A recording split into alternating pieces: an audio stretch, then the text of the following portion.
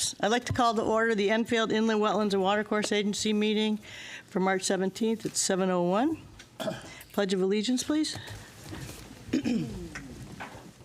I pledge allegiance to the flag of the United States of America and to the republic for which it stands, one nation, under God, indivisible, with liberty and justice for all. Thank you. Okay, fire evacuation. In case of emergency, we can exit the doors in the back of the room, or we can go to the door to my left, your right, down the stairs and away from the building. Roll call. Donna Corbett-Sabinski. Here. Kevin Zorda. Here. Virginia Higley, here. Kelly Hemler. Here. Dylan Bridge. No, he's absent. He's absent. Ann Collins is absent. Ken Kaufman. Here. Christopher Renaud. Here. Okay. And Robert Gillespie. Here. He's here. And Christopher Lotaki is absent. He's absent. Okay. Okay, and I'd like to see Chris Renaud and Bob Gillespie. Sorry if I said that wrong. Gillespie. Gillespie, yeah. Close enough. You knew what I meant. Him. You. Next is public communications and petitions. Is there anybody in the audience that would like to speak regarding items not on the agenda? Anybody want to speak regarding items not on the agenda? One last time. Anybody want to speak regarding items not on the agenda? Seeing none. Correspondence. So I did put down that Kelly Hemler sent us an email regarding SB 316, the solar arrays that was going through the Senate. So we did receive it. Forgot about it as if it happened a million years ago. So you can talk about it later on, maybe. Okay. And then we did receive an email from Stephen yesterday regarding, from the town attorney, regarding 92 Post Office Road. Next is minutes of preceding meetings, February 17th. Can I get, I have two changes. okay. Wait a minute. Let me make a motion first. Yeah. I'll make a motion to approve the minutes of October 21st, 2025. No. October? October, September. October. February 17th. What are you looking at? Oh, I'm looking at the downloaded the wrong one. Sorry. Here. Hold on. I got it now. I was Got looking it? at the wrong packet. Okay. The minutes of February 17th, There you go. 2026. Second. All right, I have two changes. Ginny? Okay. Okay, sorry. One is just a typo on page 2 toward the bottom.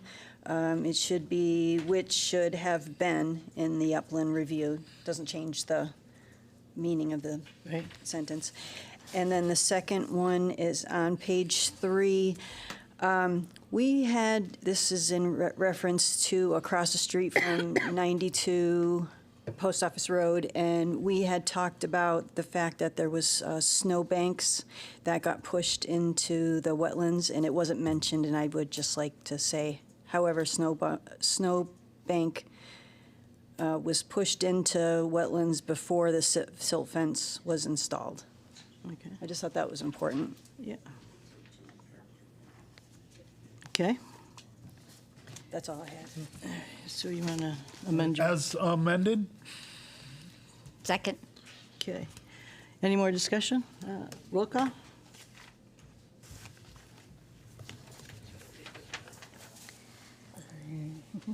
Donna Corbett-Sabinski. Yes. Kevin Zorda. Yes. Virginia Higley, yes. Kelly Hemler. Yes. Ken Kaufman. Yes. Christopher Renaud. Yes. And Bob Gillespie. Yes. 7 in favor, motion passes. The next is we received a town attorney report dated March 2nd, 2026 regarding items in litigation. We have no continued public hearings. We have new public hearings. So this would be IW 725, 185 Bright Meadow Boulevard, application for wetlands permit to subdivide subject properties into 9 lots. 100 Bright Meadow Associates LLC, applicant owner, map 25, lots 220 and 44, SDD zone. Hi. Could you say, hi, welcome. Could you state your name and addresses for the record? Commission, for the record, Carl Andolina representing the applicant. To my right is Paul Rodriguez. He is a professional engineer with the firm of Soley Associates, and he's a project engineer. Hopefully one of your two public folks or people at, is George, can you hear me? Okay. It looks like George's AI note taker is online, but not George himself. Okay. Well, let me open the public hearing then first while we're, Sure. maybe it'll show up. I will make a motion to open the public hearing for hold on. Yeah. I will make a motion to open the public hearing for IW number 725, 185 Bright Meadow Boulevard. Second. That was Kelly seconded? Yes. Okay. Roll call?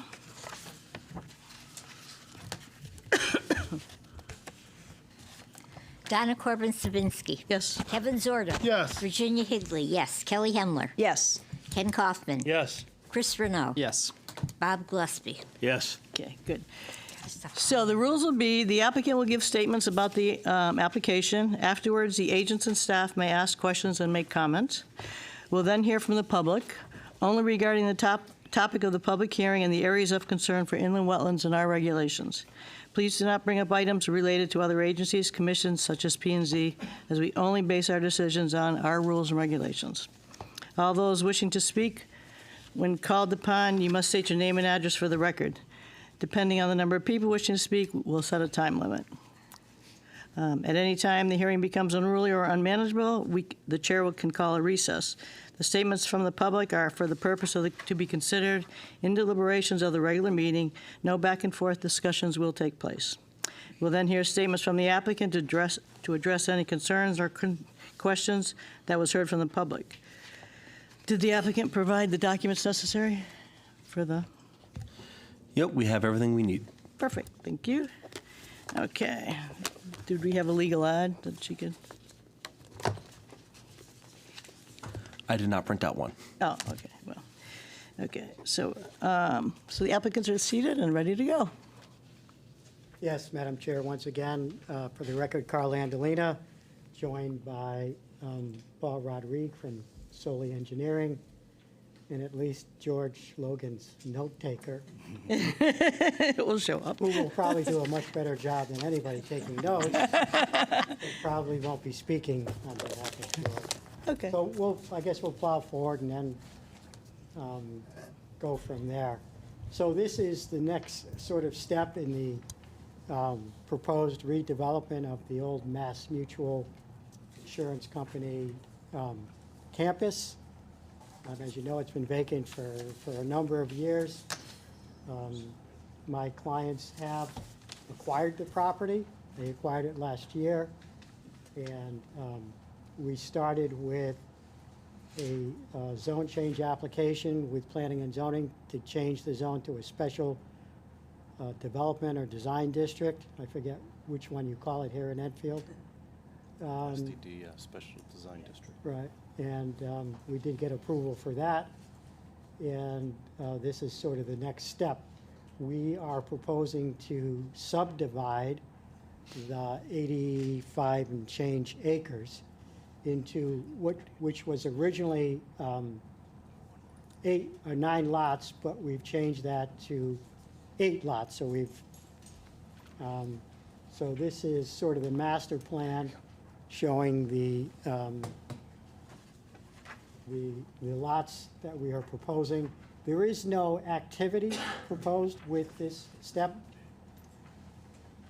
When we come before planning and zoning with, we're gonna have to get obviously a subdivision approved through them. We have to come to you first because there are wetlands. You're familiar with this property. I mean, we sat here, all of us, for many, many, many nights a couple of years ago when the plan by a former developer was to tear up all the grass and put artificial grass over the top of most of it. And that caused some justifiable concern and a number of questions. The proposal here is to redevelop the existing buildings into apartments. And as you can probably guess, there were thousands of employees there in its heyday. And that resulted in acres and acres of parking, in addition to the tiered parking garage, which is going to remain, is going to be used as part of the project. We're probably going to get rid of the helicopter pad, because we don't think we'll need that unless somebody, some bigwig buys one of the units. But, so we're going to propose to, at the next step, a number of for-sale townhouse condominium units that'll encompass most of the parking areas that were formerly just where cars would sit.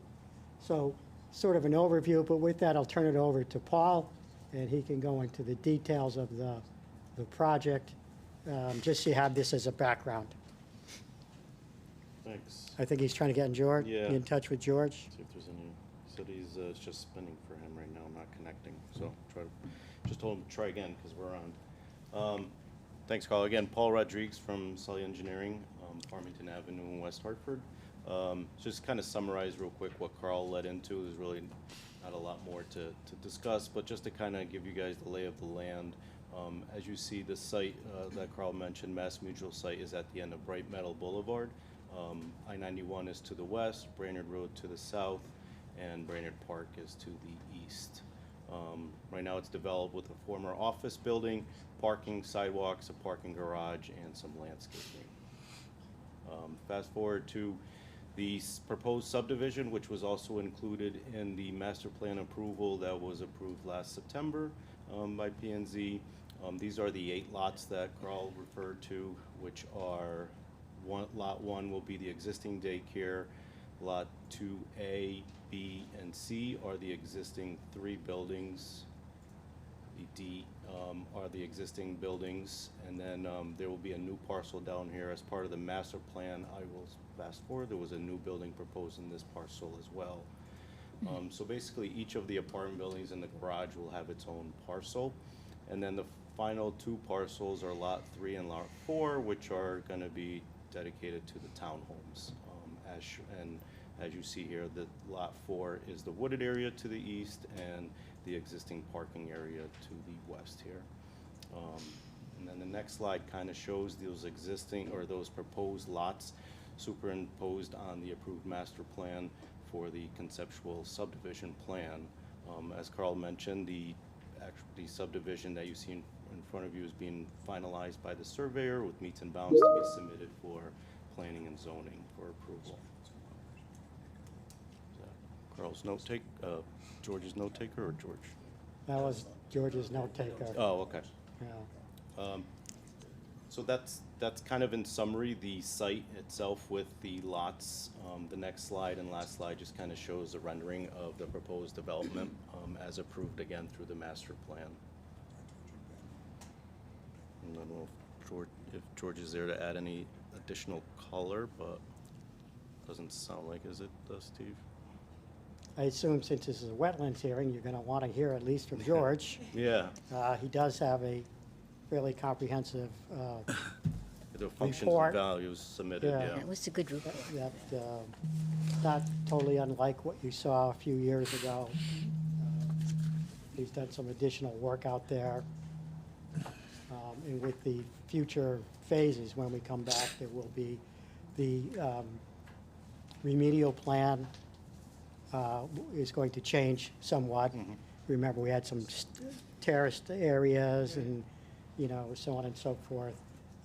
We had talked about doing some work at the pond across the street, which has been done now in the 3 or 4 years since we were here, I understand. So I don't know, rather than waste anyone's time, perhaps you could recess this public hearing unless you have some questions that we can address, and maybe let the next folks go, and You then can separate we'll try to track down George. the buildings connected. You can. It's confusing. Yeah, just to add what Carl was saying, the wetlands here to the north that were previously. Excuse me, ETV. Can we put the plans up here, please? Thank you. Sorry. That's okay, oh, you're fine. Yeah, I didn't know what you So were looking. this yeah. area here on the north side where the previous development had impact is not being impacted under this development. Okay. It's the wetlands within lot 4 here that will be impacted when we come back with a fully engineered Okay. package as well as George's Okay. mitigation. Well, if you want, we could go into a recess for them and see the next applicant, and then come back, and maybe you can get in touch with George. Yeah. If that's fine. Well, we need All to right, call I him. make a motion to, for a recess on the public hearing for IW number 725, 185 Bright Meadow Boulevard. Second. So Kevin and Kelly, and it's 7:16? Correct. Okay. All in favor? Well, everybody was in favor. Okay. So we can come back to that after. Okay, He made it. yeah. Okay, we'll hold that for after. Yep. So, recess. So the next on the agenda is IW 726, Post Office Road, ROW, across from 92 Post Office Road. Application for a wetlands permit for excavation within upland review area for water service at 92 Post Office Road. Huron Homes LLC applicant, IW zone, I-1 zone, sorry. And this too is a public hearing. So, want to make a motion, Kelly? Yeah, I'll make a motion to open the public hearing for IW number 726, Post Office Road, ROW, across from 92 Post Office Road. Second, anybody? Second. Ken? Roll call, please.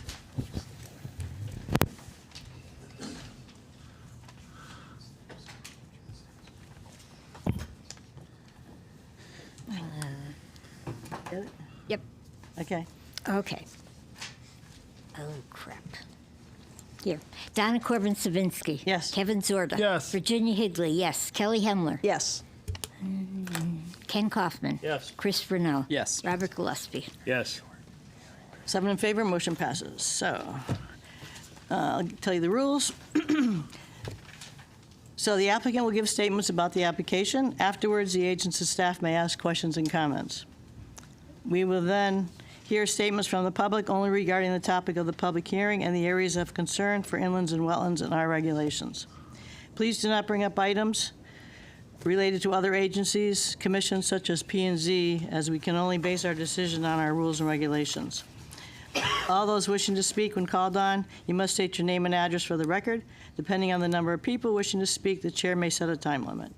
If at any time the hearing becomes unruly or unmanageable, the chair can call a recess. The statements from the public are for the purpose to be considered in deliberations of the regular meeting. No back and forth discussions will take place. We'll then hear from the statements from the applicant to address any questions and concerns that was heard from the public. The applicant needs to provide a document for the notice sent out. Is that, Yep, we did receive that, but I did not print the legal ad. so you received it, but we didn't print the ad? Well, we gave them the legal ad to send out for Oh, the notice. okay. Did they go out? Notices go out? Yes, okay. Okay. And we don't have a legal ad. Okay, so we'll move on. So the applicants, can you state your name and address for the record? Good evening, Richard Case, attorney from Avon, Connecticut, Hi. with my middle son, who's also my partner, William Case. Just to point out to the commission, on June 6th, 2023, Okay. after several meetings, this commission approved the wetlands permit. And included in that permit, if you will look at the record, was clearly a line, a water line that comes across Post Office Road, goes up the wetlands, not through, up through the uplands, not the wetlands, to service the house. And that was approved on June 6, 23, and this commission had several meetings at which it discussed the whole application for, and gave a wetlands permit. As I understand, there was a cease and desist because of the fact that the excavation permit had terminated in December. It had been presented by Mr. Reinhard Van Hollander, and that it had expired It now has been replaced by a new bond with the termination of that bond December, is it? Never expired. Never expired? A continuation, rather, till December 31st, 2026. There was also a question of whether or not the appropriate wetlands protection had been installed, and it now has been. So it's our view that this application is simply an extension of that approval which you've given, and we would like the commission to recognize the fact that the water line was approved. And I also can tell you that from experience in dealing with the North Central Health Department, they're very clear that where there's an opportunity to install public water, do it, rather than an alternative, which would be a private well. So with that, I'll turn it over to my son, who. Okay, I was going to comment. So when we approved the permit back in June 2023, Yep. There was no application approved for the water. Every time we asked staff, we were told they needed to come in with a separate application. So that approval was only for 92 Post Office Road. It was never for the water line. Who was they? Water line was on the plan. The water line was It on. doesn't matter, it was on the plan. Every time we went to discuss it, we were told that it was not part of the permit, and they would have to come forward with a new permit. It was Georgina. She was a staff person at the time. We're not aware of that. Yeah. Who told, is that She's town not here any attorney? longer. Or staff? Is that on the record? Staff, Is that she on the was record? staff. She's staff. Yeah, we went and did the site walk. We asked then, and we were told not to look at it because it's not part of the permit. Multiple times we were told it was not part of the permit and that they would have to come in for a new permit. That's not our understanding. That's ours. So, Is that on the record? And Is that on the record that says that our I'm separate sure it permit must had be to be in somewhere. for the water line? it Yeah. wasn't mentioned by the town attorney. yeah. Steve?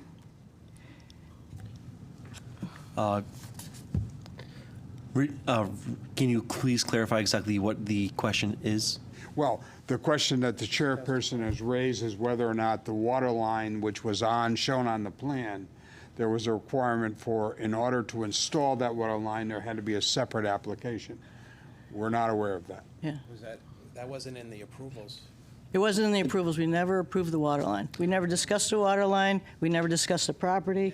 We never discussed it. The town attorney, I'm sorry, William Casey. We mentioned it. We'd say, okay, there's a water line, and we were cut off and said, no, it's not part of the always been on all the application. plans. I mean, there was, Yeah, I don't, I see a lot of plans, and there's a lot of stuff on yeah, the but plans. that's what the record is the Yeah. plans that were submitted and Right. reviewed. So it always had the water line. But it was There never conver- discussed. It was never discussed. The town attorney points out there was a discussion of the water line on. It was never discussed in detail regarding the water line. Yeah, So the the he view does of the point it commission out. is that this process is for approval of that water line? Correct. We take exception to that on the grounds that it has been, but we will go forward and Thank you. present the water line. Thank you. So that we don't have a misunderstanding. We understand your jurisdiction. Thank you, thank You're you. welcome. Okay. Go ahead. No, just the same. Well, you have the plan that shows it's 105 feet crossing Post Office Road and going up a wetlands. No. Upland, sorry, I keep using that. That's Going fine. up the wetlands. And then it's very minimal amount of disturbance in the uplands review area of, I think the town staff has said about 400 cubic yards of disturbance.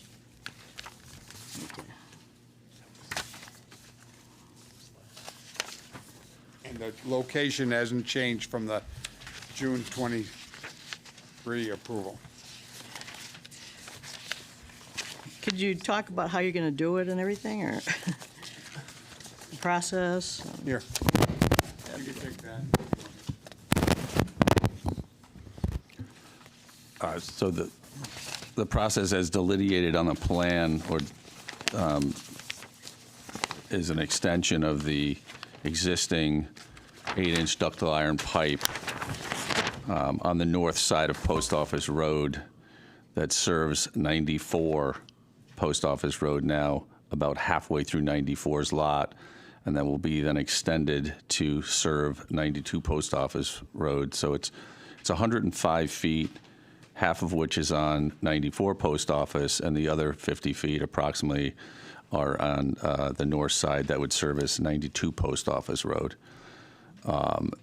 It's about 4 feet deep in depth, and the existing blow-off that was across from 94 Post Office Road will be relocated to the end of the 105 feet of ductile iron pipe, and then will be reattached to that based on what the Hazardville Water Department has included in the agreement that we have with them to extend the water main. We do have a active excavation permit with the town through the DPW and the engineering department. I have a $10,000 bond that's in place for the work. The agreement with the DPW and the engineering department was that we would not go into the road. There would be no excavation in the road. We prefer that, actually, because we don't have to restore.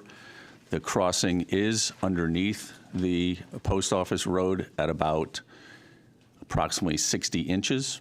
There was concern from the high-pressure gas there, so excavation was a less than favorable approach, and we had a horizontal driller drill under permits with the town underneath the road at about 60 inches. And at that point, when they pull the apparatus back through, the 1-inch K1 copper pipe that's going to be the future service was then capped and left in place for future service. And that's pretty much the narrative. We have agreements with Hazardville Water Company to do this extension. We have all the necessary licensed people that are in place to do the work. So it's already under the road? That's correct. Okay.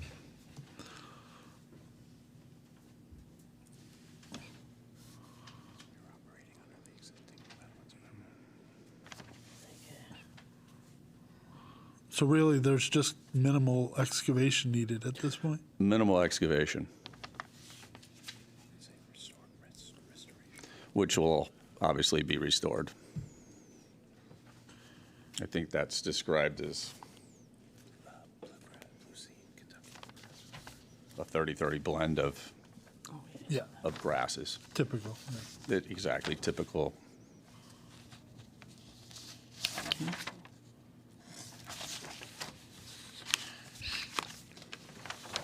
This page.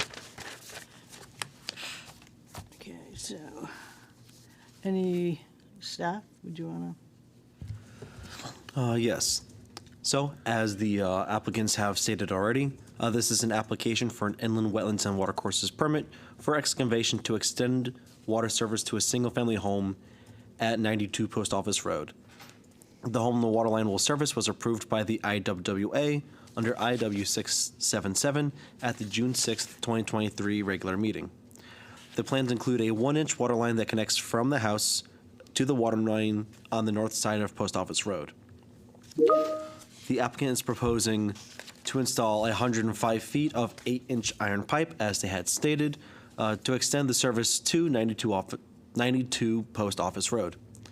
They have already received their excavation permit from the engineering and DPW departments.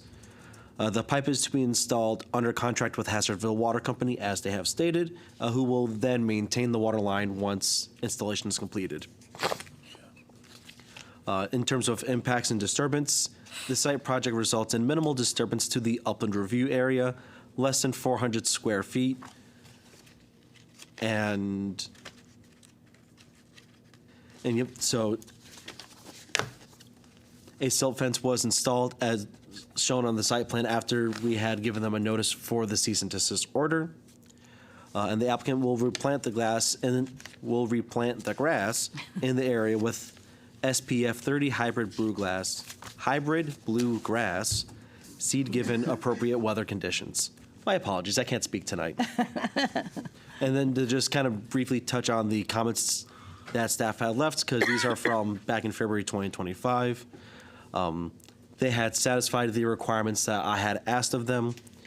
The engineering department's comment of the previous excavation bond, we received an email from Mr. Reinhardt earlier today showing the extension of that bond, which engineering gave a,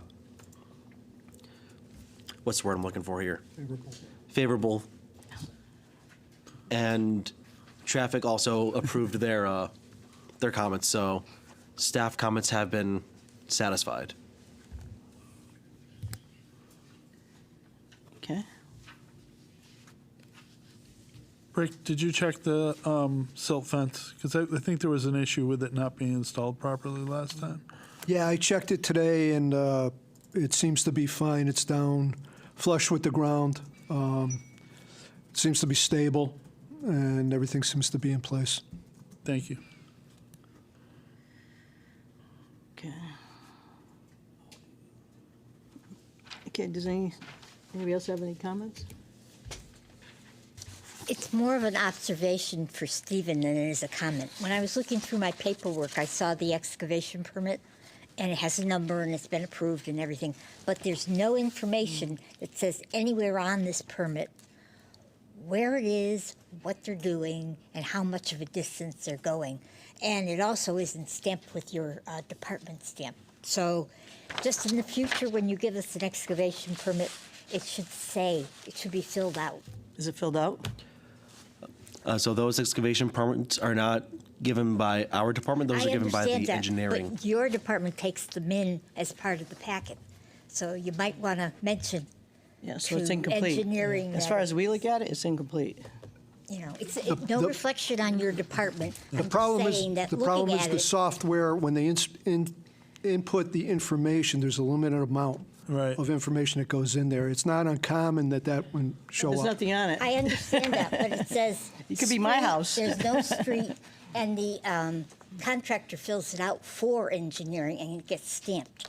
And two-street description, that they're hooking up a water line length, how far they're going, you know, the width of the pipe. You know, it's just, there's nothing there. So if this ever got looked at, people would say, what the heck is it? It's So blank. In the future, I understand what you're saying. It is engineering's form, but we should have better forms from engineering. Thank you. My only comment, I agree with you, my only comment that is that It's a continuation the from that. up there. interconnected bond is interconnected to the application. That's so why. You're right, it does not. Doesn't state anything on it. Nothing at all. Lovely. It's missing all that pertinent You information. have to make a second step to get to the fact that it's covering this particular Yeah. application. I agree with you. Thank you. I think that's probably something that town can fix. Yes. Yeah. As- Or It's no do. reflection Let's on just do you. it. It's just Yeah, just for go. future. Yeah, it should be Permits. stamped and, yeah. I just sort of a comment, I guess. Yeah, go ahead. The only thing is just, you know, when we're looking at this, is there a reasonable and prudent alternative? The well would be that maybe, but I don't know how the, Well, the pipe's already through the road. It's already mostly there, so. The water company makes you hook up Yeah. if you're not, I think it's 500 feet within the perimeter of an existing water line, so you have to. The water company won't let you do a well.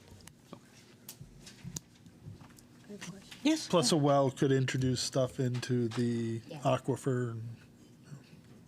Okay, this was before I was on wetlands, so that's why the June 6th, 2023 wasn't familiar. So when you were talking, I quickly reviewed it, and I see nothing about a pipe.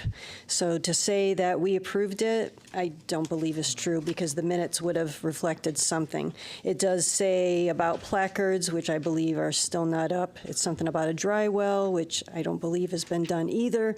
But I just want the record to reflect that it was not approved Yeah, by your commission. thank you. Specifically, right? Yeah, correct. Anybody else before we go to the public? No. Okay, could you step back? We have somebody from the public that wants to speak.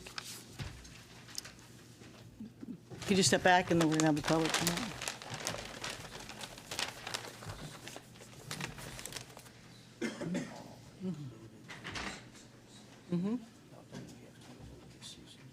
After. Yeah. Hi, Lori Longy. Could you state your name and address for the record? Sure, I'd like to hand out a few things first, so that we follow along. This can only pertain to this. Yeah. Can't be- Oh, I can have this back.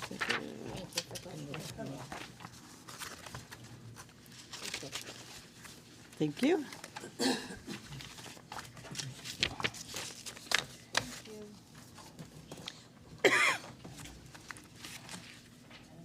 Yeah, we could put this in here. That goes back to Yeah, Rick. see this, I mean, can't talk on that. yeah.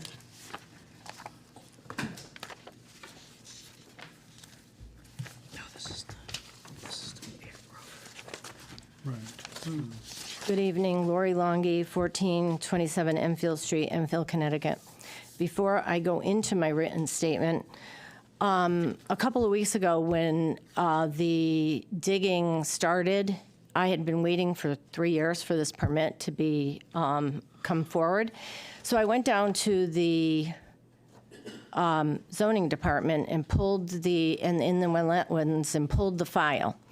And out of the file, I pulled my own document, okay, that I submitted, received in May 2nd, 2023. This application does not address the wetlands across the street for the water line installation. And this was discussed, went over, we had 3 or 4 hearings. It was told at the site walk that they would come in for a separate permit. And so I will submit this back into the record. It's already in the file, just so that everybody knows, but it never happened. First, I want to go on the record for the newer commissioners. I did speak against the 92 Post Office Road application back in 2023.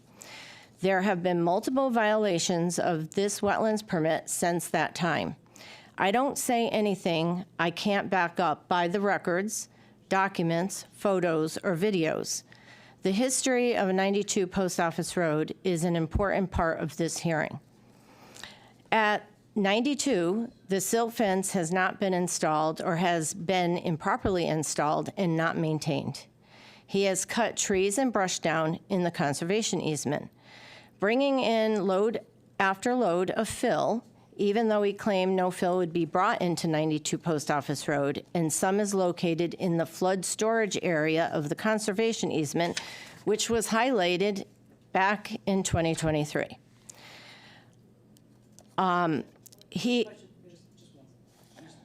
Does the applicant have a copy of this while we're discussing it? No, but, Might be helpful. well, can I ask something? I sat on planning and zoning for 12 years. When an applicant came in, we gave a copy to the board and a copy to staff. And if the applicant wanted a copy, the next day they would have to go down to the town and pay for copies, just like I had to go down to the town and get a copy of something I submitted years ago. I don't have an extra copy. But I also feel like this is my testimony, and if he wants a copy tomorrow, he can go down and get a copy like I went down. And I'm not being mean, but I'm just saying what we did for years while I was on planning and zoning. He worked in the conservation easement. This matters because I testified to you already. And Jeff Board, the former town engineer who prepared the watershed map for the Beemans Brook watershed, which is located in this area, Jeff was also the town engineer for Summers and provided expert testimony in Post Office Road, the court case. We submitted information on 92 Post Office Road in 2023 to this board that when wetlands are filled in, it takes away the flood storage, which creates more flooding downstream. The load after load of unauthorized materials that have come into 92 Post Office Road is a clear violation of his wetlands permit, and you don't have to look far downstream to see the lack of flood storage on Oliver Road. Back in 2023, we had multiple hearings on 92 Post Office Road, along with a site walk, and it was made clear that the wetlands permit was only for 92 Post Office Road, and it was not for the water line across the street. Back then, we submitted documents as such. I have been waiting 3 long years for him to come in for the permit for the water line. So it was my surprise a few weeks ago, a machine started to push all the treated snow along the road into the fair mites and skunk cabbage, which is really a blatant disregard for any wetlands. There was no silt fence, no police directing traffic, and no wetlands permit. While looking into this further, I found that Heron Homes pulled an excavation permit, but the bond was expired according to the town records. I went to the Haswell Water Company, and they said that they were not doing work and that Heron Homes, as a private contractor, was. Heron Homes is not currently licensed as a P7 contractor or a P6 journeyman license, which is required in the state of Connecticut to do sewer and water work. Regular plumbers, a P1 license, can't do water or sewer work outside of a building that's under grade. Only a P7 can pull a permit, and a P7 or a P6 journeyman can handle the pipe. Also working on Post Office Road, the town rules require that police direct traffic since it's a busy road. My granddaughter, who lives at 94 Post Office Road, had to walk into Post Office Road and walk down the road to catch the bus because of the equipment trailer that were in the way, and there were no police, no one directing traffic. I think you could say it was a total disregard for public safety. So for me to come to speak tonight, I needed to put in a petition to your board with 25 signatures. When I went to turn in the petition into the planning office, Lori Witten resisted and did not want to accept my petition. And then she said, "Why are you doing this? Why are you doing this?" She asked me this twice. She then said, "He's going to get this permit. It's his right."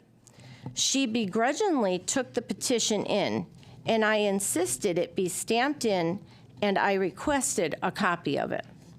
Since this is not the first time she refused to take a petition, and just to put it on the record, it was for this very same property at 92 Post Office Road back in 2023.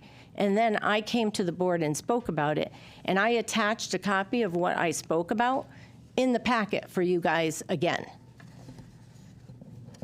I don't quite understand why she cared. But later, when I was looking through the application, I noticed that it was Lori Witten that crossed off and said not applicable on the application. So it was not filled out from page 2 on. But then after your February meeting, after the Wetlands Commission mentions it, more of the application got filled out. My concern is the applications are for a purpose. They are standard for everyone to fill out. It would be the commission's decision. If you didn't want it to be filled out, I do not think it's the staff's decision. It's like selective enforcement. Some people have to fill it out while others do not. This just doesn't make sense to me. The application for Mass Mutual tonight was all filled out. The staff is supposed to answer questions that you may have and not be an advocate for the applicant. When I sat on planning and zoning in Enfield for 12 years, we would not hear an application unless all the paperwork, plans, and application were completely filled out. Staff was directed not to stamp anything in until it was complete. If we received a new map the night of the hearing, we would continue the hearing so it could be properly reviewed. So with that said, I do not think this application is complete, because the project information section on page 2 is not filled out. Do you know if the water line work is in the watershed? Is it in the 100-year floodplain? Some of the boxes are improperly checked, such as sewers. It's checked no, but it's actually yes. Unless you have this information, how can you approve this application? I think it's also my right as a resident to know so that I can comment if I want to. It's not a hard thing to do. Fill out the standard application and answer the questions and follow the rules. If it wasn't important, it wouldn't be on page 2 of the application in the first place. The water main extension plan. First, this plan is missing many things that are on the approved wetlands plan, such as the dry well, grading, etc. There's actually a deck and additional things on the back of the house that are not on this plan. This water main extension plan can be added to the file, but it can't supersede the original inland wetlands approval plan. You should put a condition in so that it's very clear to the applicant and staff. I believe that there has been a prior history of adding or changing plans. I do not see the width or the size of the town's right-of-way, which would be imperative to know prior to giving permission for such work. You, as the Inland Wetlands Board, is giving a permit to do work in the right-of-way. Well, how big is this right-of-way? Is it 3 feet? Is it 5 feet? Is it 10 feet? Is it 15 feet? It's certainly not listed on the plan. And where is the silt fence being installed? Because it's improperly installed right now. It was not trenched in, and it's not dug in. It wasn't folded over. It's just touching the right top of the soil. Right now, it's not correct. Where are the wetlands? Where is the location of the brook? This should be on any plan that is coming in for a permit. We already know that they pushed the treated dirty snow into the fair mites and skunk cabbage. I have enclosed a picture, but I do have videos as well. And in the picture, you'll see that in the video, they're shaking back and forth. In the picture, you'll see some of them bent over.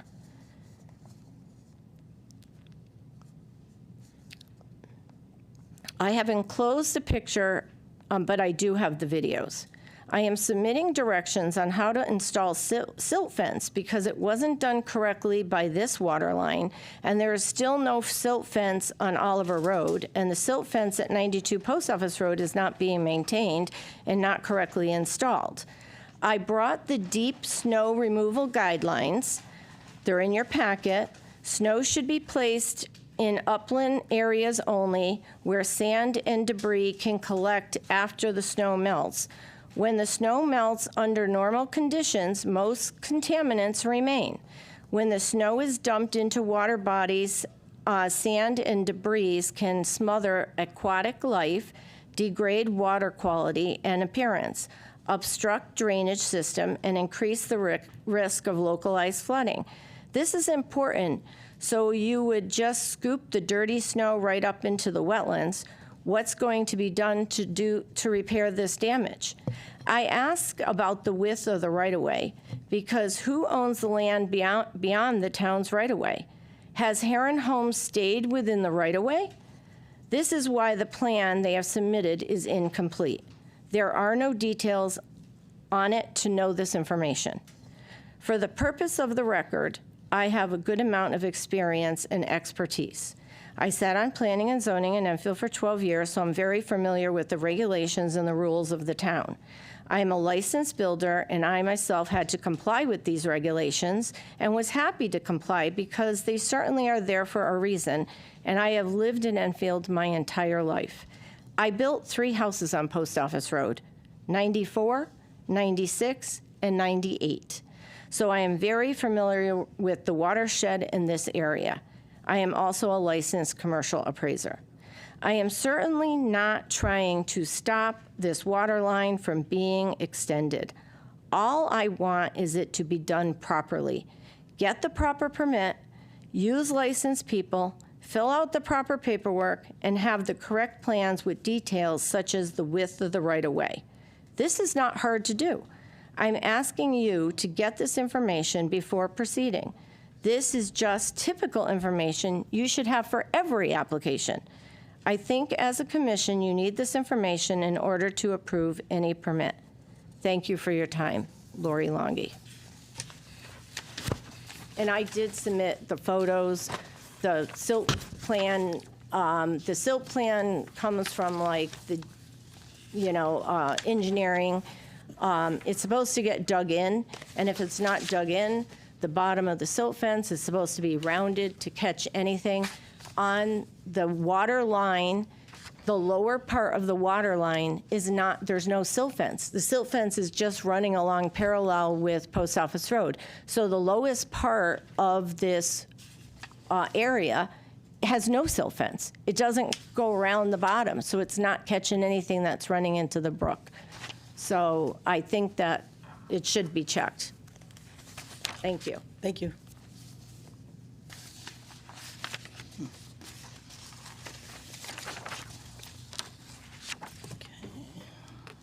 Is there anybody else that would like to speak regarding this application?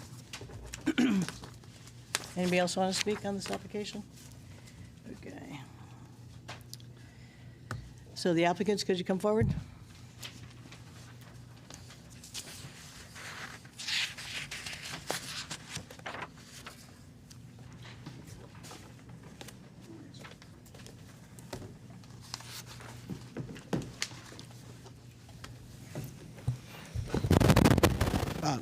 Thank you. This is William Case again. I would thank Ms. Longan for her testimony now, but most of that was not relevant, or any of it was really not relevant to the application here before you. This is a discussion about just adding the water line to the house. That's happened, in fact, with the houses that she built. She put the water line across the road in the same manner here.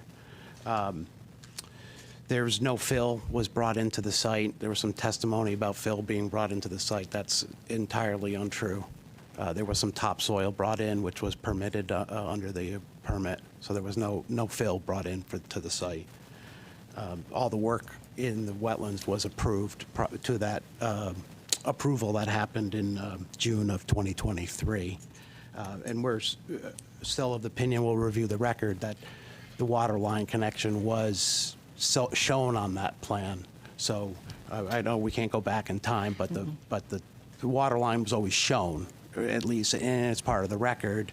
If you went back and did an administrative appeal, what's going to be the record there is not going to be the agenda or the notice. It's going to be the documents that were submitted, the plans that were submitted, and the testimony, and including some testimony that's pointed out by the town's attorney in his memo from the 13th, indicating there was some discussion about that water line as part of it. But we are here before you for the permit for that water line now. Do you want me to?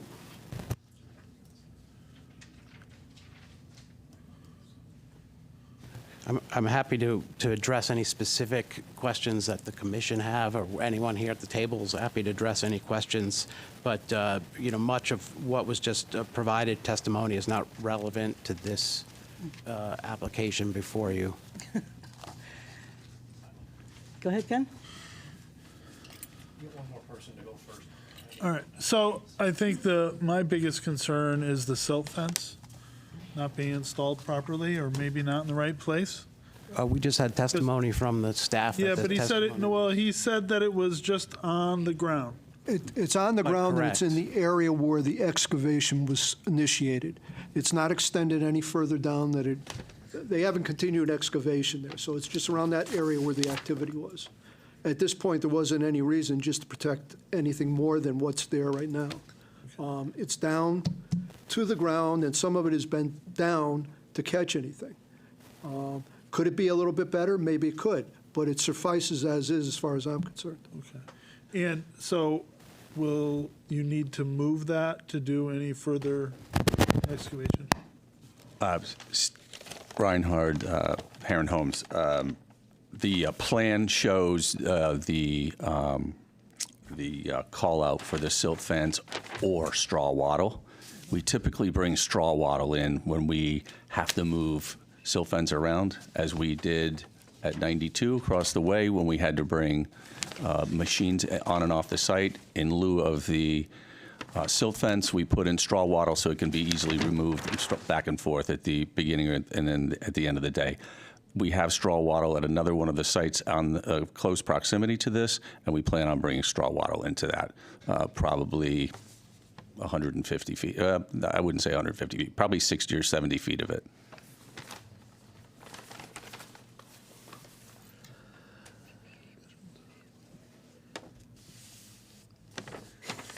Okay, they're coming at me.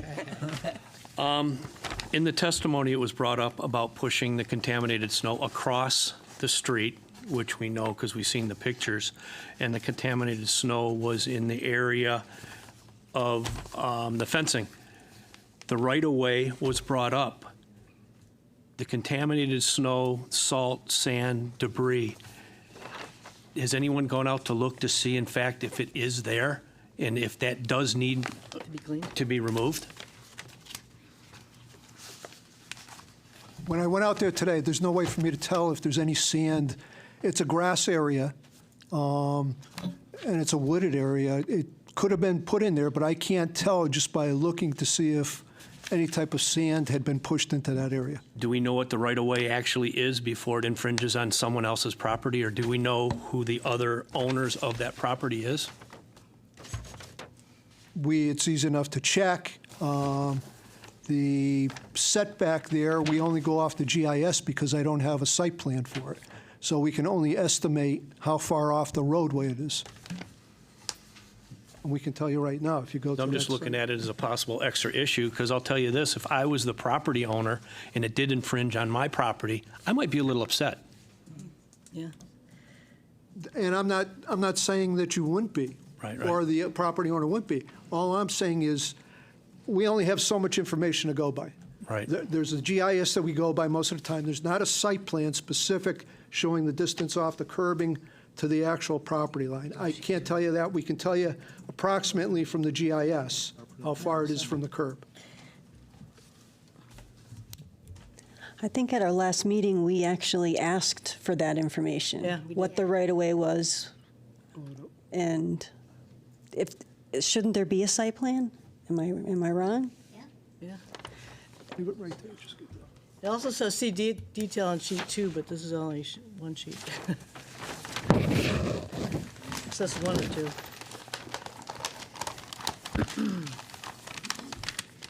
Yeah, usually you have the property lines and the right-of-way. and the So, distance. so off the GIS, it's approximately 18 to 19 feet off the curbing, the We need to know property what line. but we need to know what the right-of-way is for the town.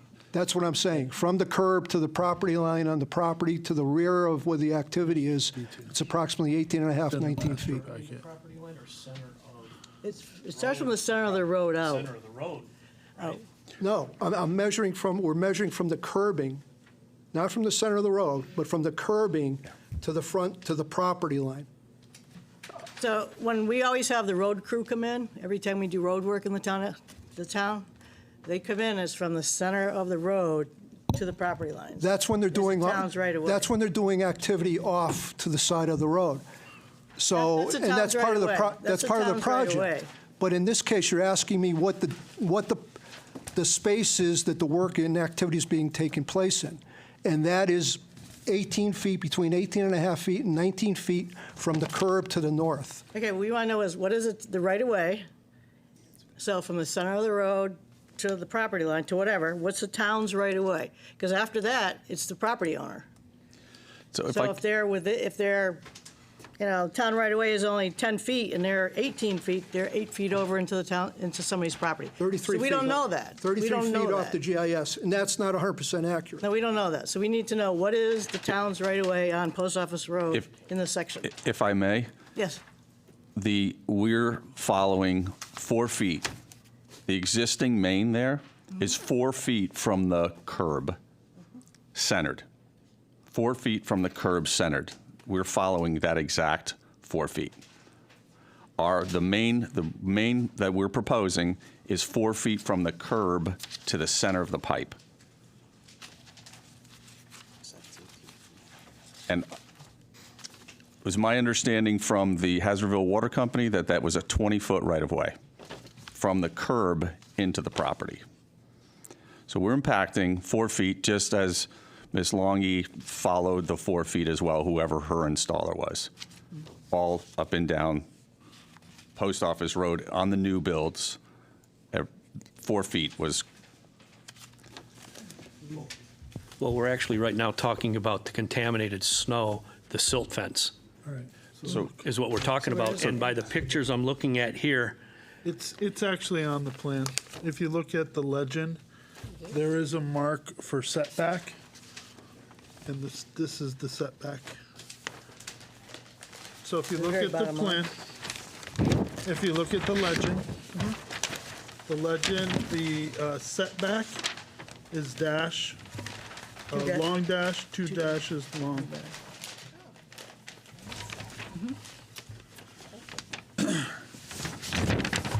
But he also wants to know where is this snow that we push back? That's, We don't have a copy of that, so I wouldn't be able to answer to that. We don't have, if someone could share that with it, maybe where they we push could the snow speak to it. back. So it would be hard for me to determine, like, we had significant snow. I think we would all agree with that. Like, Do you want to give him that? so snow was plowed onto that, also known as tree belt, snow shelf, whatever. Snow ended up there from the town and from the snow removal that went on there.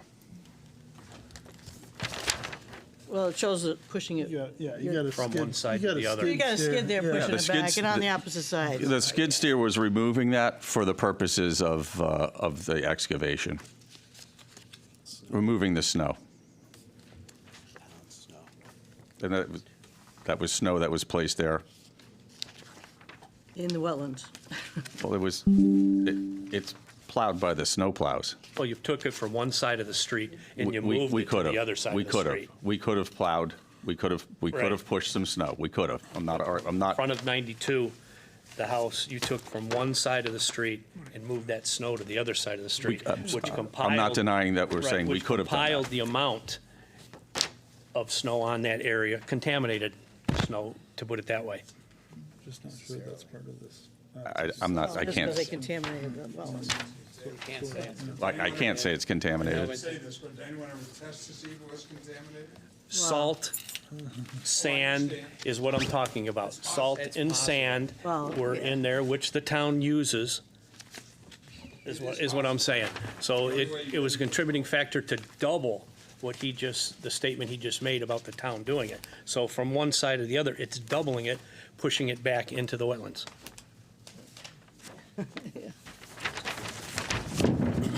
Right. It's on the north side.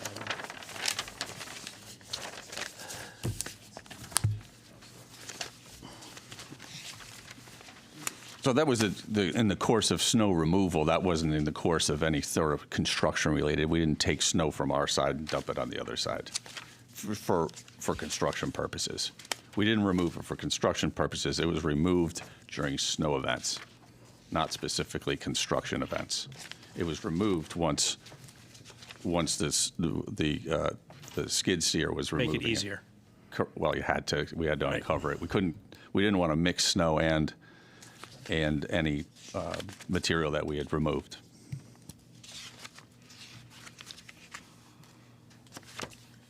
Yeah, they also, it was mentioned, and I noticed it myself, is the application's not filled out. It's crossed off, and that's not correct. Because it should be filled in. You make everybody fill it in, homeowners, everybody that come. It's kind of Lori's thing. I can say when the application originally came in, it wasn't fully completed at that time, and so, but we still had to take it in statutorily.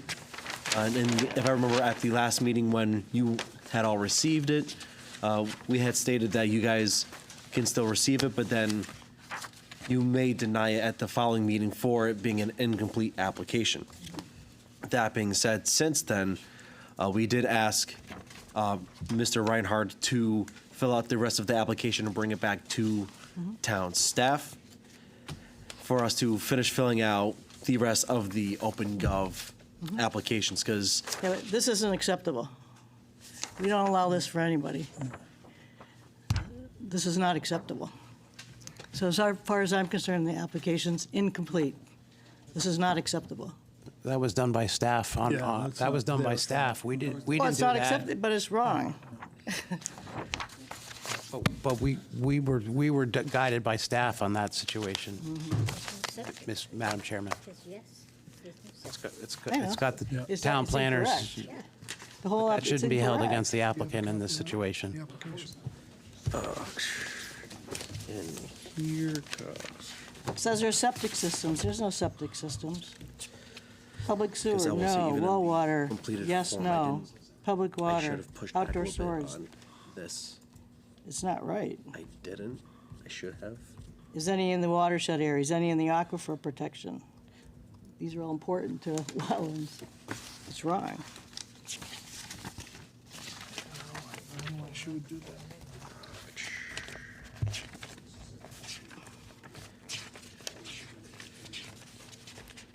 Well, we could, Yeah, this is the original one.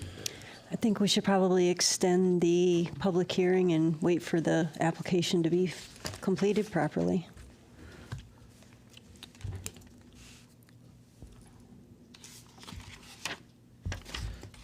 I will just make a quick comment that when they did bring in the rest of that application, that was an error on my part's not asking to fill out the section that Lori had crossed out prior.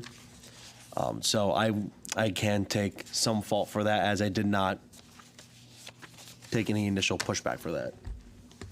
Did you want to? No, the only comment I was going to make was if the situation with the incomplete application is not completed to the standards for the commission, then I would suggest that the applicant fill out a new application completely and resubmit it. And start this all over again?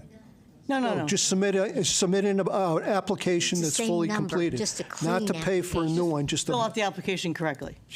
And come Just back. this area that Lori Whitten Yeah, 'cause the described rest of out it's as filled out. NA, Yeah, it's all just the filled part- out. Easy to do. but Yeah. I just don't want to get trapped into the situation where Oh, no, we're not gonna start all over again.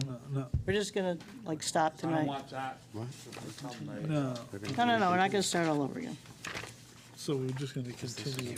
Continue the hearing, you get everything, Yeah. Submit that. yeah, and get everything squared away.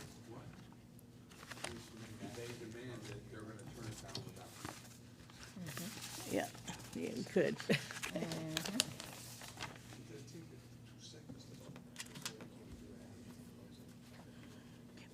I was gonna ask, what is a blow-off, existing blow-off? Like a water hydrant, Yeah. but it's the water company, they can regulate the pressure that way. Run around and see some Oh, yeah, the fireman? blowing, right, with water's gushing out of the fire hydrant. Yeah, okay, go ahead. So as I understand the process, you would want us, as my son is saying, why don't we submit it at, close the hearing and submit it, or you might get to an issue of submitting evidence, so. No. Yeah, then, Then you would continue the hearing, we'd submit this one page, and then you would act on it at the Next next week. meeting. yeah, When's the next meeting, April? 2 weeks, right? 2 weeks, well, April 7th. April 7th. Hold on 1 second. let's look at the calendar. Yes, April 7th would be the next regular meeting. Yeah, And again, the applicant, please make sure that the red light is on with the microphone.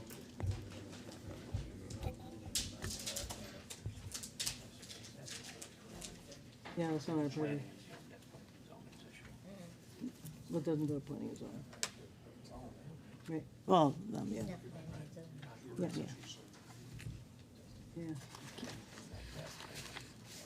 Yeah, Can I make one other request? yeah. Can we get a copy of the letter from Hazardville Water that they've given you permission to do this? Part of the record. That's all part of the record. Well, they have. I haven't seen it, They have, it's probably in here. Project agreement. because I looked and And they have the permit. They wouldn't have the excavation permit. Okay. Does Stephen have it? I have it digitally. I don't have it. Well, I mean, not in your hand. I mean, you don't have it with you.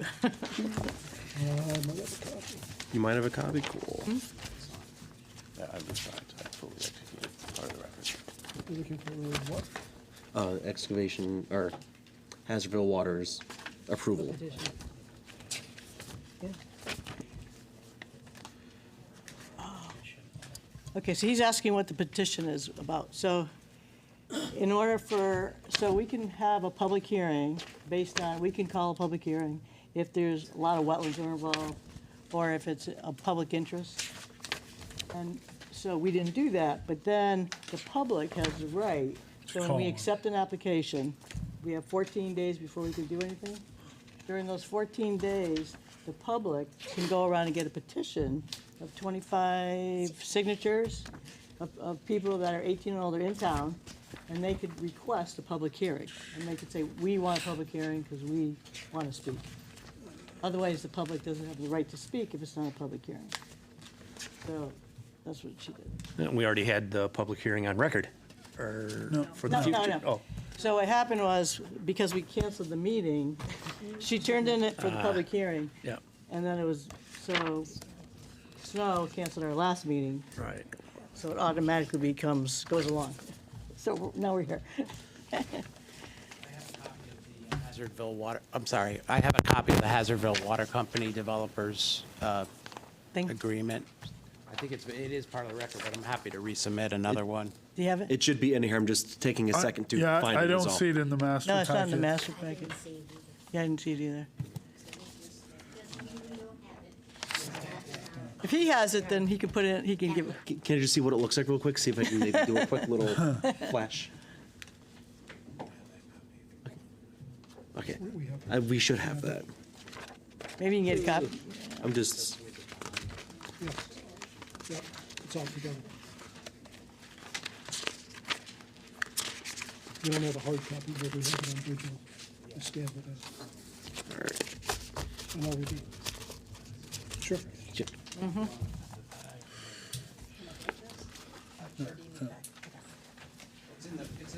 Yeah, it's, I'm not seeing what the fuck.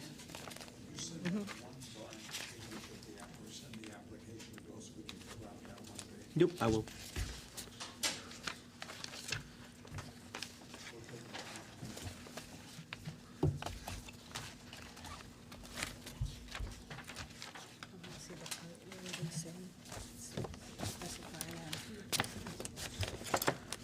oh, well, that may, yeah. His sons that were doing the work.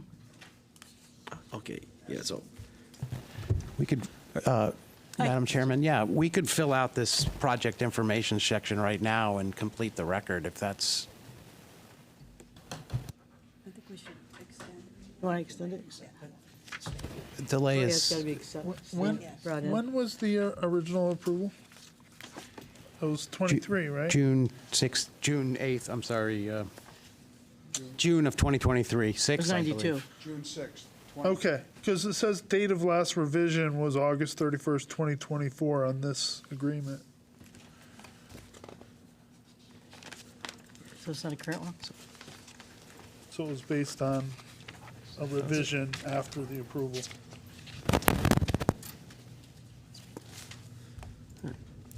Commissioners, I found the Hazardville Water approval digitally. It somehow didn't make it physically into the Okay. folder, Yeah, she's got it. Yeah, okay. but You'll put it in the folder? I will put it in the folder, yes. I don't know how that didn't Yeah, make so it, that- but. Well, because we don't have those, we would need to see those plans. The plan that was submitted is the August 31st, 2024 plan that was submitted in 14 copies Yeah. of 2 That- pages. That's what, I thought we were in 23, the original approval. That was the original plan. That was 92, was, Okay, So this plan that came in had comments from the Hazardville Water Company called out in red. You'll see them in red. Okay. Those call-out boxes are from the Hazardville Water Company. okay. Correct. That, oh, okay. That's why there's a revision date. I see, okay. Commissioners, if I may also correct myself, I found the hard copy finally. Okay. It was just flipped around. that's good. Okay. Do a motion? Sure, go ahead. I'd like to do a motion to extend, Continue. or continue, sorry, to continue the public hearing for IW 726, Post Office Road, right of right-of-way across from 92 Post Office Road. I don't have to read the whole thing, right? No. You want to second it? Second. Jenny? Discussion? Did we still want to get the right-of-way thing, or we're set with that? Well, it's on the plan. Okay, It's listed okay, we're on the good, plan. okay.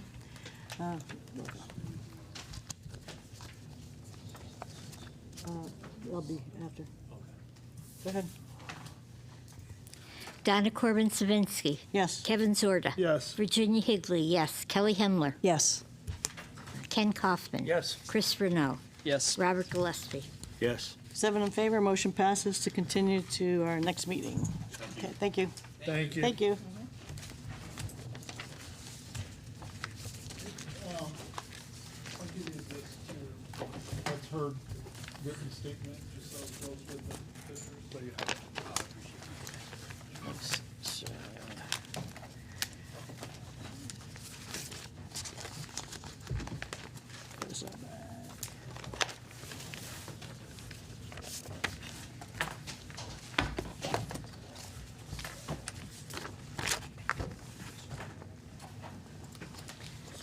Back to, Going back to IW 725, are they ready?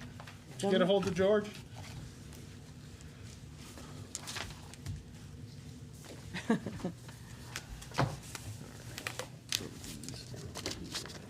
Back on the record here on this matter, Yes. Madam Chair. So we did get a hold of George. Hold on, we got to reopen it, right? Yeah. I'll Gotta make a reopen. motion to reopen IW number 725, 185 Bright Meadow Boulevard. Second. Da-da-da. All right, Who seconded? Stereo. I know. We'll give it to Kelly. It's Kelly. Kevin? We're going to Kevin. 818. This Kevin was- and, Kevin and thank you. Kelly. So it's 818. Roll call? Kevin, Kelly, yep. Donna Corbin Savinsky. Yes. Kevin Zorda. Yes. Virginia Higley, yes. Kelly Hemler. Yes. Ken Kaufman. Yes. Chris Renault. Yes. Robert Gillespie. Yes. 7 in favor, motion passes. We're now reopened. Thank you, Madam Chair, members of the commission. Again, for the record, Carl Landolina and George Rodriguez, Paul Rodriguez. Is he To on? my right. And I don't believe George is going to be joining us. He was in another town, and he was joining us from that town. Apparently, when he came in as his AI, that was his sole link to the meeting. And even though he tried to join, he couldn't. So we asked him to take the AI out, and he was, at that point, we thought he'd be able to join, but now he's testifying in front of another board in another town. So I can't do George's accent, but I can tell you, Can you tell us about it? I can tell you about some things in his report, and I would ask Mr. Heine to indulge us and give you his report too, because it's not that much Yep, we have it. different. Can we have the plan put up, ETV, please? Thank you. So I guess what I'd like to do is, this is figure B from George's report. This is what I'm going to refer to. It's probably 2/3 of the way into. The pages aren't numbered, so I don't know where it is. There's a number of exhibits, 1 through 10, and then he goes A through D or something. I don't, Oh, I see it. I just passed it. yeah, It's in the book. yeah, it's in George's report.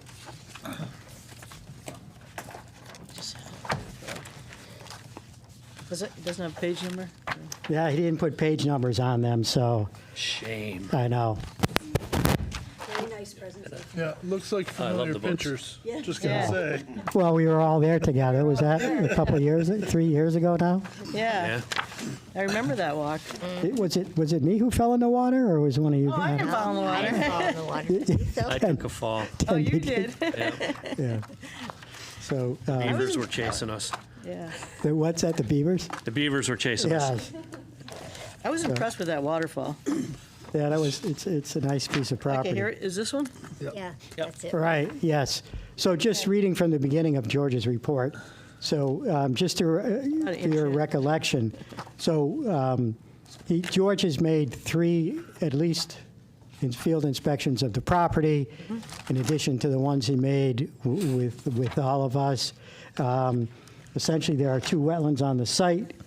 The lighter green is Wetlands A. The larger one that sort of wraps around a couple of the boundaries is Wetlands B.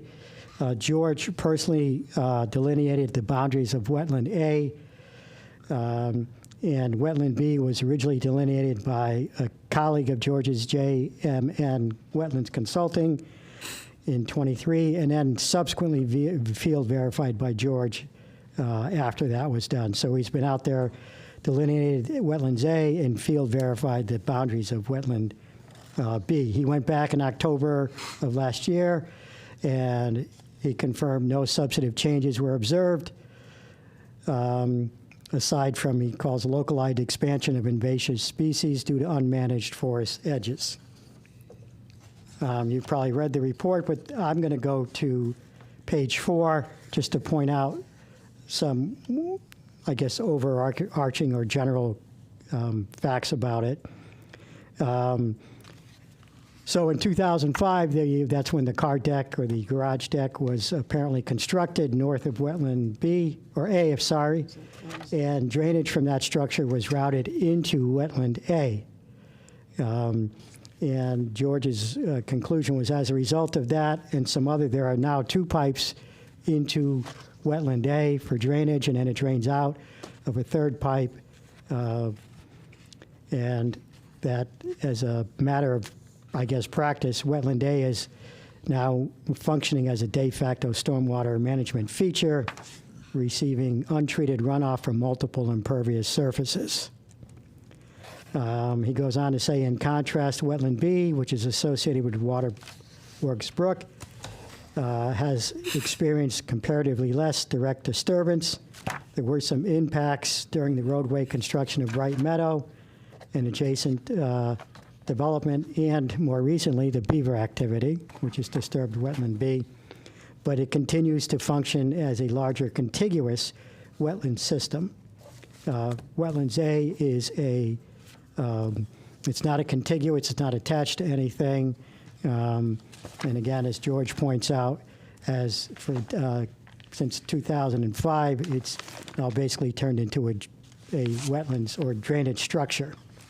It's isolated, relatively small, 2.4 acres, whereas Wetlands B is a 6.04 acre wetland, and the total complex comprises about 13.5 acres.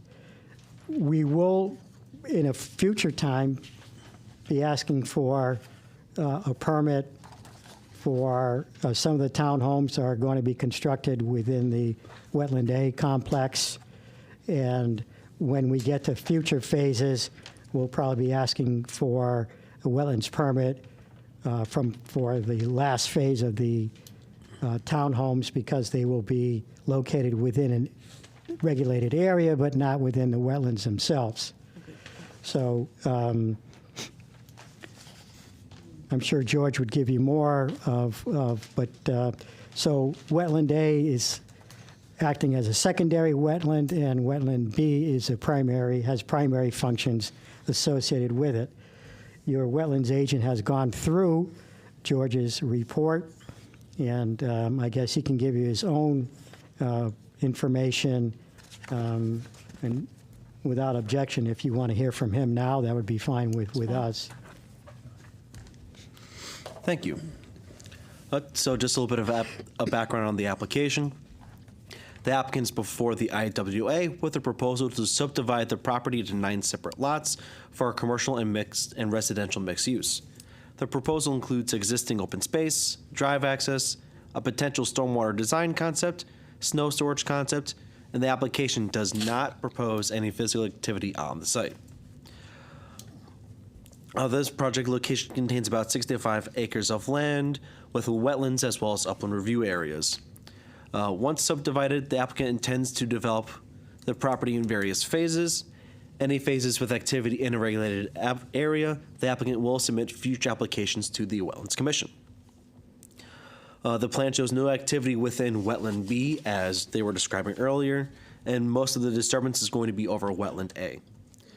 At this time, there's no engineered plans for stormwater management, and this application utilizes easements that are already in existence, with the exception of a proposed easement for the water company to install a water line, as well as an easement for town snowplow use. And the wetlands that are on the site, so they were delineated on this property by REMA originally on October 12th, November 8th, 15th, and 19th of 2023, and February 12th of 2024. A site revisit was conducted on October 20th of 2025 to confirm whether material changes had occurred. No major changes were observed, aside from localized expansion of invasive species along unmanaged forest. 2 wetlands were found during the site inspection, named Wetlands A and B. Wetland A is highly disturbed, as mentioned prior, isolated, and has been fundamentally altered from its historical condition. Under current conditions, this wetland functions primarily as a de facto stormwater management feature, as previously stated, receiving untreated runoff from surrounding impervious surfaces. Wetland B is a large, continuous riparian wetland system associated with Waterworks Brook and its tributary. This wetland retains a substantial ecological value due to its size, landscape position, groundwater inputs, and connectivity to protected open space and upstream wetland resources. This wetland also performs several principal wetland functions, including groundwater discharge and base flow maintenance, flood flow attenuation, nutrient cycling, sediment and pollution retention, and wildlife habitat support, which, as you can see why, that's probably why they're not trying to do a whole lot with it. The proposal on the plan shows some upland disturbance of Wetland B and development over Wetland A, which are to be examined more thoroughly during an application for development. Staff comments.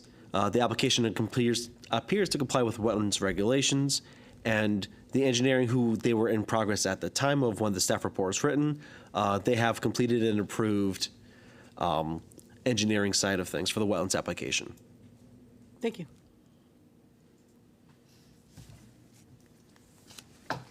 Jenny? I have a question that probably George could answer, and it's not life-threatening, but I'm just curious. I'd like to know how you modify a beaver dam. I know they pull out beaver dams, but how do you modify one? Depends on where you are. Sometimes it's dynamite. I'm guessing George could give you chapter and verse on that. I'm sorry. I'd like to watch it happen, though. Yeah. It could be interesting. That'd be fun. Anecdotally, I play golf at a golf course in Bloomfield, and one of the holes sits on this large water body, and there was a beaver dam, and somehow they, over the course of, I guess, the winter, when I came back in the following spring, it was gone. And the effects of removing that were throughout the entire course. They had to go in and build new, because the water went places you wouldn't think the water would go, but they're back. So they're very... They are a determined species. They are, yes. As you all probably know, having dealt with them and near a project that you were discussing earlier this evening. Mm-hmm. So when they like a place, they like it. That's right. Well, thank you. Thank you. Yeah, I think it's exciting to see something being done with this finally, and this certainly makes a lot of sense. Again, from a personal standpoint, I mean, I would say I work and do what people ask me to do, but it seems to be a much better use of the property than the former application, and so. Well, much less disturbance. Absolutely, no question there. Yeah, from your perspective. No PFAS. No PFAS. I was but what's interesting to me is splitting the main building into it's going to be 3 separate. Yeah, and there are lot lines. You couldn't even do that, like split up a building. So under the Special Design District Development (SDD), there are no. You don't have to have side yard setbacks between property lines. And so we've got, as you know, 0 setbacks because we've got lines going directly through The building. the building, and we had to go back out there, not we, but the part of the team went back out there to make sure that those lines were on structural support areas so that, again, then the building's not going to be When altered. it's sold off and they don't get along. Yeah, because it's, you can imagine the cost of financing this project is, Multiple funding sources. and so they want to have, Bank A wants to have a mortgage on only this portion and not a, and the other so one. this is the way to do it. I mean, it's more, you see this more in cities when you've got acres or lines of brown houses, brown homes and zero lot lines, but at least with that 3-portion building, the lot lines are going to go right through the middle of those buildings, yeah. Right, you gotta call for Interesting. public, right? 'Cause- Yeah, is there anybody in the audience that would like to speak for items not regarding this application? Anybody want to speak? You? No? Seeing none, okay. All right, I do have one question. Okay. go ahead. And the last time there was the application for this property, it was a big to-do about the water company. Is that kind of irrelevant because you're not having the fields? It's irrelevant for this application. Well, not necessarily, They come because back. anytime there's an application pending before any land use board, if you're in a certain area of the watershed. So we've notified Connecticut Water Company and Department of Public Health specifically, gave them notice under the statute, 22A, whatever. And as an abutter, we also gave them notice. So Connecticut Water Company has been involved actually for almost a year now. When this project started on the drawing board, I personally contacted Jessica Baldwin, who was one of the individuals from Connecticut Water. She still works with them, and Paul's been in contact with her. So we've made contact with Connecticut Water 4 or 5 times. Provided plans and started the Yeah, so we want to get our jump on it early, and they have all everything that anyone else has seen, they've seen pretty much first. And we've had no feedback at this point. It's probably when we get to the next part. Yeah, I'm sure they will, and we'll, Yeah. again, we'll have to notify them. When we go back to planning and zoning for the subdivision approval, we've got to re-notify them under the general statutes, again, because of the watershed area. But they have been notified and are aware of these plans. I take their lack of comments at this point as a good sign, and probably, because they were very active In the last last one, time. So I'm hoping that when we come back before your board and we start doing site plans in front of planning and zoning, that we can at least get acknowledgement from them saying, we reviewed it, we have no comments. Right. That'll make everyone, I think, happy, yeah.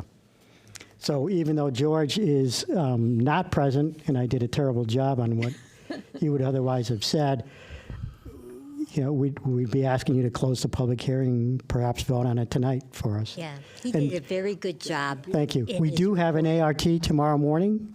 Pardon me? We do have an ART scheduled for tomorrow morning Sure. to accompany our first site plan application, which is not prepared yet, but Yeah. we figured we'd go to them first and take their comments and incorporate them into our plan set for the Have first to convince site Stephen. plan. So, Okay, motion. All right, I will make a motion to close the public hearing for IW number 725, 185 Bright Meadow Boulevard. Second. Second, Kelly. Okay, it's 8:35. Any discussion? None. Roll call? Donna Corbin Savinsky. Yes. Kevin Zorda. Yes. Virginia Higley, yes. Kelly Hemler. Yes. Chris Renault. Yes. Oh, Ken Kaufman. Yes. And Robert Gillespie. Yes. 7 in favor, motion passes. Thank you. Now, Vote on it. yeah, we want to vote on it.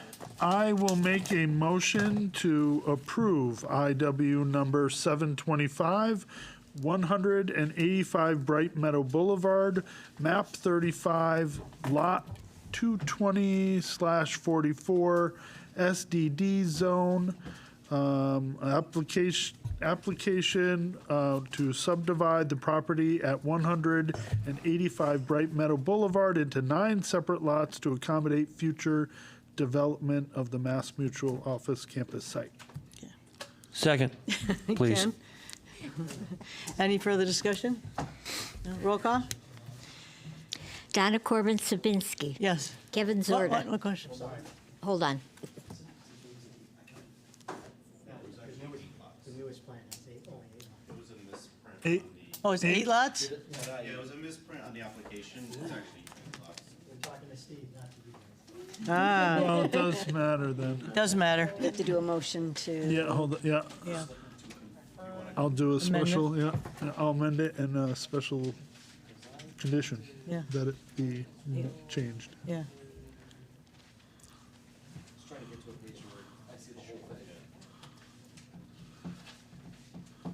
It's only 8 lots.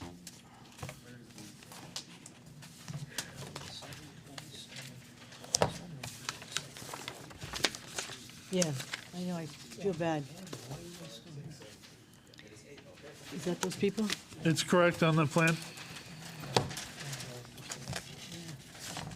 It should be 8 lots, not Okay. 9 lots. My apologies. So I will, Is everything yeah, correct? I will amend that to 8 separate lots to accommodate future development, and I will add a special condition that the application be corrected. That be just you, or do they have to do it? Wherever it says 9, we have to make it 8. Yeah, it does say 9. Yeah, Yeah, So they'll have to correct it. still have to correct the application. so you just have to, so a special condition that the applicant will submit a corrected application. No. I mean, for lots. No. Wasn't there an A and a B lot? No, there's, no, they're subdividing to 8. Yeah. Oh, yeah, but there's, No, there's a 2A, yeah. There's only 8 there. yeah, there's only 8. So they'll just have to resubmit Yeah. application stating 8 lots as opposed to 9 lots. Correct. Okay. Yeah, Second. it looks like there's one on the bottom right-hand corner that's not. Right. Second as amended. So Kevin and, so amended. It's Kevin and Kelly. To make it, okay, 8 lots. Okay, any more discussion? Good catch. No? Okay, roll call? Donna Corbin Sabinski. Yes. Kevin Zorda. Yes. Virginia Higley, yes. Kelly Hemler. Yes. Chris Renault. Yes. Ken Kaufman. Yes. Robert Gillespie. Yes. 7 in favor, motion passes, so it's 8 lots. Thank you. Let's see. Okay. Oh, it was a nice walk, though. It was fun. We'll do another walk. Yeah. Old business is none, new business is none. Enforcement reports will continue to our next meeting. What are the 2 people sitting there? And I think, That's 727. yeah, so just a note, if you're here for IW 726, 86 Weymouth Road, yeah, we won't be discussing it tonight. Oh, okay. I felt bad. That's Okay. it. I'm coming into your workspace tomorrow, and I'm going to watch you. Planning and staff report? We're going to accept it in a minute. So planning, I felt bad that you were saying here, yeah.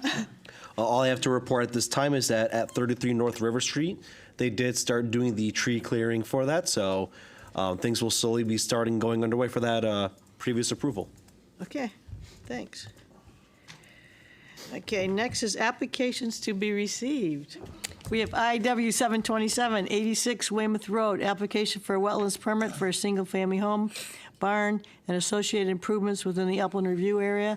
Christy and Angelo Bosco, applicant Daniel, how do you say? We can't say his name either. Okay. Mike Morsicki, something like that, owner, map 49, lot 9, R44 zone. I would like to request that we have a public hearing, please. Okay, for which purpose? Just for because, just for the public and the wetlands is, there are significant impacts. Okay. And it seems like a big project that there might be some public interest. If you say for significant impacts, Yeah. you would have to prove significant impacts. So if you go with just the public interest, that's usually the safest option to go What he with. said. Okay. So you would have to make, Amend it. I amended to just some public interest. Public interest. Okay. Thank you. So it's going to be a public hearing? Okay. Do we have to vote on it, or? No. No. You would have to, I Oh, we believe do? you do have to vote on it, yes. Okay, so she made a Have a motion. public, oh, yeah, I guess we do. I guess we yeah. do. She made the motion, so somebody's got to, All right, I will make a motion to hold a public hearing. I thought she did, but. Oh, you just did? Okay, yeah. You got a all right, second. Any further discussion? Okay, roll call. So wait, hold on. Roll call? Go ahead. Donna Corbin Sabinski. Yes. Kevin Zorda. Yes. Virginia Higley, yes. Kelly Hemler. Yes. Ken Kaufman. Yes. Chris Renault. Yes. Robert Gillespie. Yes. 7 in favor, motion passes. So would you like to explain what they need to do, since they're here? I mean, I can you talk wanna do it with them afterwards? more tomorrow. I'll get in contact with their engineer or whoever their representatives are, and I'll let them know the process of the public hearing moving forward. Okay. So make sure he reaches out to you. Okay. We'll see you in a few weeks. Thanks for visiting us. We don't usually get public. Thank you. So miscellaneous. So I want to ask, how many people are having iPad issues? Raise your hand. 1, 2, 3, 4, 5. Everybody, except for me. Yeah, she is too. Well, it's. and Well, it's- whatever, yeah. And it's the, it's not even iPad so much as the site, what do you call it? The board portal? Yeah, the portal or. So could everybody get on to their website, get on to their mail? I get onto mail. But how about the portal? What's mine, just spinning and spinning. Yeah, okay. So nobody can get onto the portal, It would be nice except for if me. it worked in town, Now- at our meeting, though. So mine, they fixed mine because they said, I kept saying it's a security issue, and they kept saying it's your email and, your Microsoft, and then they finally came back and said, oh, we gave you access through my personal email. So if I logged in under my personal email onto the portal and username, it works. And we did that back in 2022. So whoever was on the board back then, we were going to get iPads. We never got them, but they gave us security to the portal through our personal emails. But some of these people are new, so that's not their issue. And we need to make sure that they work during the meeting, because I had highlighted all these things I wanted to ask. Nobody could get on during the meeting. I don't know. And, it doesn't do me any good if I don't have paper or the screen to use it. You have no control over it. I'm just saying, I'm a little leery now because I went and read the whole packet, highlighted what I thought was important. And then when I came here, I couldn't get in. Okay, thank you for bringing it to our attention. How many of you have been able to successfully get an appointment with IT? Have An appointment with them. Appointment. You got to reach out to them. Oh. And you're still having the same problems as when you had your appointment with them, Kelly? I don't use Apple products, and I think. Oh, me too. I don't use Apple products either. Problem is, so it's more of. But are you still able to at least access stuff? Is it more of a user error, or is it a technology? I was able to get to my email finally, but then there was no new emails. Oh, she didn't have any either. So I just went to my regular computer, went on and printed what I thought I needed for tonight.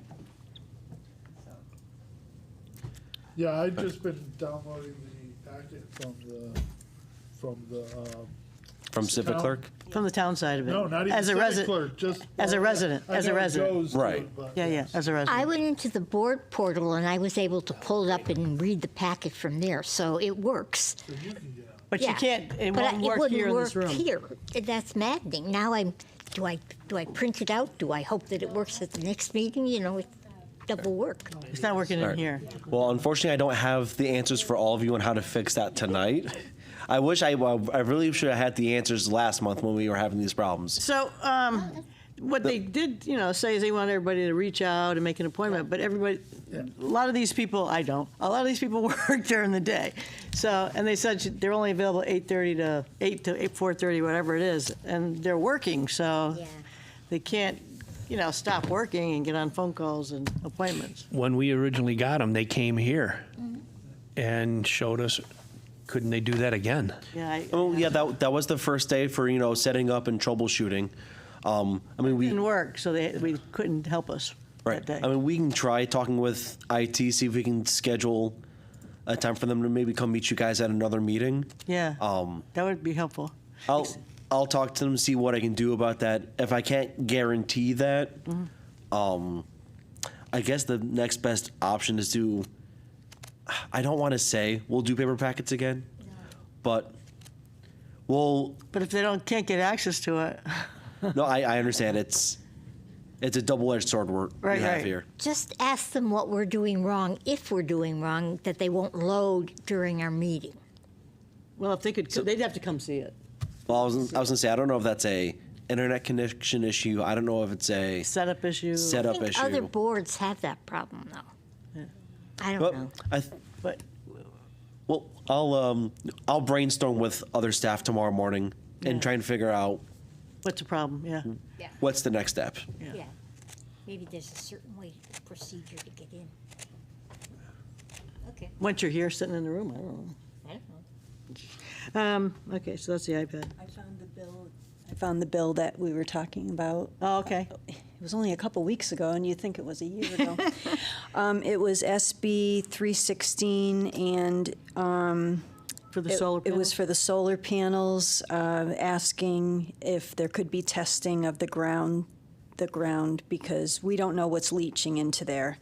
So there was some, I don't know if that actually was voted on yet, but there was a lot of testimony. Have to see how that turns out. Yeah. And you're right, because I'm getting onto it from my home email. Right. Oh, you just get in through the home I email? had to reset it, but Yeah. So they set the two of us up under our home emails, not our town email. because I remember she had a Yeah. hard time at that time. Yeah. So if I go in as vehicle, no, I'm already done.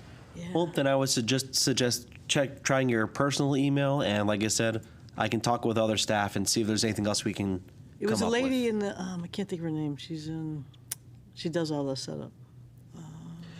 Yeah, I know the IT person. I can't think of her Lindsay, name right it was now. in But It was in the main office there. I can't think of who it was. Anyways, that set it up. Are you ready? Yeah. Chris isn't here. He attended that conference, so I was going to ask him what he thought. But anyways, Maybe next meeting. next meeting we'll ask. Okay.